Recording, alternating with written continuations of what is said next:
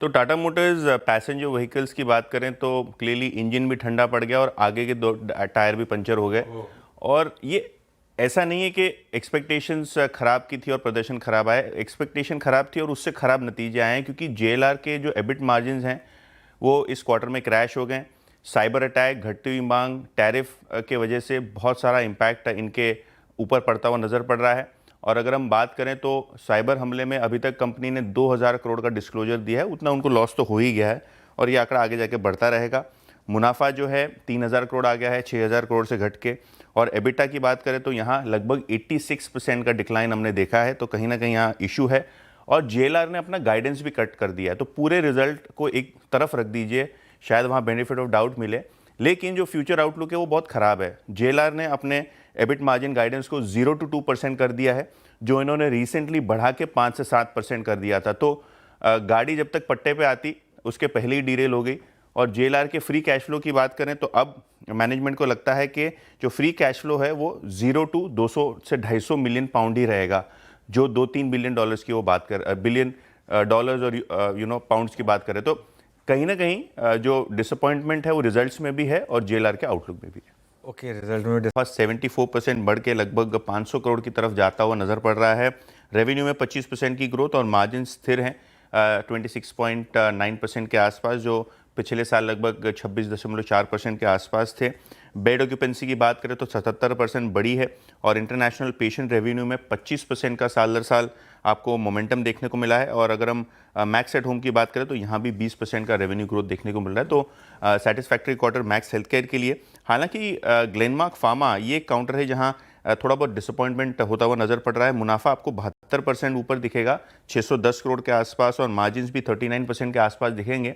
लेकिन कंपनी ने अपने प्रेजेंटेशन में कहा है कि वो लगभग 1000 से 1200 करोड़ रुपए के आसपास का राइट ऑफ लेंगे इन्वेंट्री को लेके, और बहुत सारे एडजस्टमेंट हैं। ऑब्वियसली जो एनालिस्ट मीट है और जो नोट्स हैं वो अभी तक होना बाकी है, तो देखते हैं स्टॉक ऐसे कैसे रिएक्ट करता है। लेकिन नॉर्थ अमेरिकन सेल्स में थोड़ा बहुत मोमेंटम है, जहां 7% की साल दर साल बेसिस पे सेल्स ग्रोथ बढ़ती हुई नजर पड़ रही है। एडजस्टमेंट्स हैं। शुरू करते हैं। मुनाफा लगभग 40% गिरा है, रेवेन्यू ग्रोथ 16% है, एबिटा ग्रोथ 13% है। और ऑब्वियसली अगर हम साल दर साल बेसिस पे देखें तो वो डीमर्जर का इम्पैक्ट भी आपको प्रॉफिट पे नजर आता हुआ दिख रहा है। और मार्जिन्स की बात करें तो 12% के आसपास स्टेबल है, तो broadly in line with expectations. In fact ABB, Thermax के बाद सीमेंस के भी नतीजे थोड़े मिक्स्ड आपको दिखाई पड़ रहे हैं। तो पहले 2 नंबर्स में नेगेटिव रिएक्शन था, देखते हैं सीमेंस कैसे रिएक्ट करता है अपने अर्निंग्स को लेके। ऑयल इंडिया की बात करें तो मुनाफा 43% गिरा है, और अपना एबिटा भी अगर आप देखें तो 17% गिर के 1325 करोड़ के आसपास आया है। ओएनजीसी की तरह यहाँ भी आप देखेंगे तो मार्जिन्स पे थोड़ा बहुत प्रेशर है।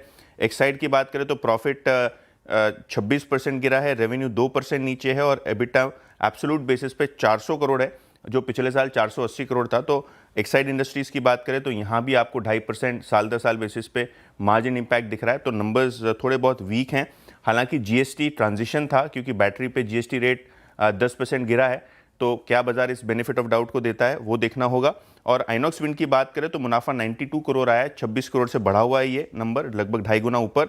मार्जिन्स की बात करें तो प्रेशर है, लगभग 250 बेसिस पॉइंट्स का प्रेशर है। लेकिन अगर हम एब्सोल्यूट बेसिस पे एबिटा देखें तो 228 करोड़ आया, जो कि 37% की ग्रोथ है साल दर साल बेसिस पे। इंटरेस्टिंग है आशीष, क्योंकि एचडीएफसी बैंक के बोनस के बाद जो प्राइवेट सेक्टर की सबसे नामचीन बैंक है कोटक, ये 21 नवंबर को बोर्ड मीटिंग रखेगा, जहां स्टॉक स्प्लिट वो कंसिडर करेंगे। और 2010 में बात करें तो 1:2 का स्टॉक स्प्लिट हुआ है, तो लगभग 15 साल के गैप के बाद अभी फिर से एक बार बोर्ड जो है वो यहाँ स्टॉक स्प्लिट कंसिडर करेगा। देखते हैं कैसे ये स्टॉक स्प्लिट शेपअप होता है। लेकिन हाँ, आज ये स्टॉक उस कॉर्पोरेट एक्शन के चलते फोकस में रहेगा। कोटक महिंद्रा डिस्ट्रप्शन हुआ है आशीष। तो आप वडाला की ईस्ट साइड पे चले जाए ना, आरसीएफ की बहुत बड़ी फैक्ट्री है, और वहाँ एमजीएल का एक गैस पाइपलाइन किसी प्राइवेट सेक्टर के बंदे ने जो है वो डैमेज कर दी है। बंदे ने डैमेज कर दी मतलब कोई जो गैस पाइपलाइन है खुदाई के वक्त या कंस्ट्रक्शन के वक्त है ना, उसको डैमेज किया गया है, जिसके कारण वो गैस की सप्लाई इमीडिएट बेसिस पे रोकनी पड़ी है। और मुंबई की बात करें तो एमजीएल एक डिस्ट्रीब्यूटर है जो गैस सप्लाई करता है, तो हाउस होल्ड गैस हो, पंप स्टेशंस हों या थोड़े बहुत कमर्शियल आउटलेट्स हों, यहाँ गैस का डिस्ट्रप्शन होता हुआ नज़र पड़ रहा है। और ये वडाला में जो इम्पैक्ट हुआ है गैस पाइपलाइन पे, उसके कारण शायद 1-2 दिन तक आपको डिस्ट्रप्शन दिखाई दे। इनफैक्ट सिर्फ सीएनजी वाला मामला नहीं है, घर की गैस भी घर गड़बड़ा की है। गैस भी, हाँ, क्योंकि वो जो एरिया है, मतलब इम्पैक्ट लिमिटेड है वो एरिया तक, लेकिन घर की गैस पे भी इम्पैक्ट होगा जो पंप पे मिलता है। और शायद सारे जो पंप्स हैं मुंबई में वो डिस्टर्ब होंगे, क्योंकि क्या होता है कि वहाँ एक ट्रक टर्मिनल है वडाला में, जहाँ गैस भरी जाती है ट्रक्स में और फिर ट्रांसपोर्ट होती है पेट्रोल स्टेशन पे, पंप स्टेशन पे।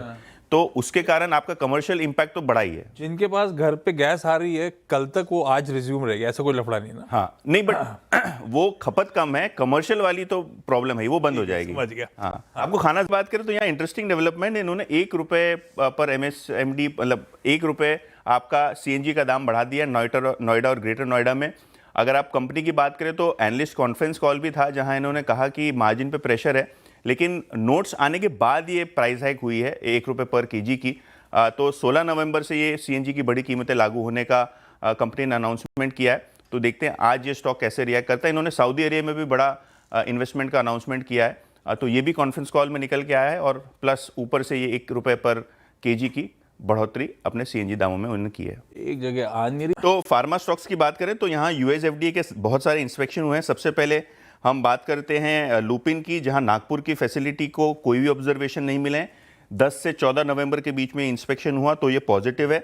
हालांकि औरोबिंदो के जो भिवाड़ी यूनिट है, इनके 9 ऑब्जर्वेशंस आते हुए नजर पड़ रहे हैं। बहुत बड़ा राजस्थान का यूनिट नहीं है इनका, लेकिन फिर भी 9 ऑब्जर्वेशन मिलना एक बड़ी बात है।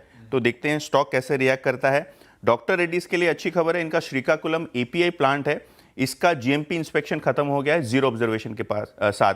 तो श्रीकाकुलम इंपॉर्टेंट एपीआई यूनिट है, तो ये भी स्टॉक देखते हैं कैसे रिएक्ट करता है। और एलेम्बिक फार्मा, इनको हाई ब्लड प्रेशर की दवा के लिए यूएस एफडीए की नॉड मिली है, तो ये अब अपना प्रोडक्ट यूएस मार्केट्स में लॉन्च कर पाएंगे। ओके, चलिए काम करते हैं। तो सबसे पहले फर्स्ट क्राई, ये काउंटर के रिजल्ट्स आपके स्क्रीन पे आएंगे, और ऑब्वियसली ये जो न्यू एज कंपनीज हैं ये फोकस में रही हैं।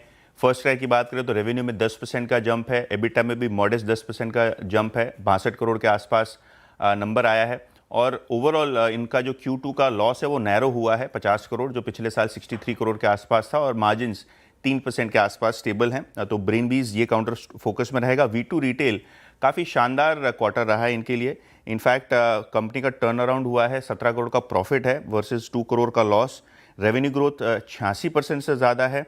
एबिटा मार्जिन देखिए 4% जूम होके 12.25% के आसपास आते हुए नजर पड़ रहे हैं, और सेम स्टोर सेल्स ग्रोथ में भी आपको एक हाई सिंगल डिजिट का मोमेंटम देखने को मिल रहा है। तो V2 रिटेल फोकस में रहेगा।